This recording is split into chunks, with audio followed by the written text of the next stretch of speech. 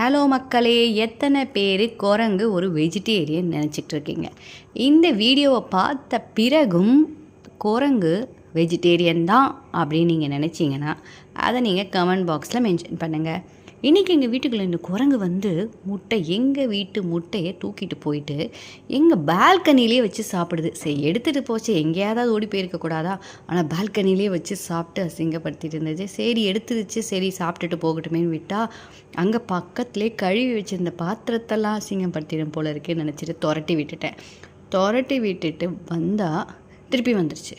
ஆனால் பாருங்கள், ஒரு விஷயம், எங்கள் வீட்டில் எங்கள் முட்டையை எடுத்து சாப்பிட்டுக்கிட்டு என்னையே முறைக்குது.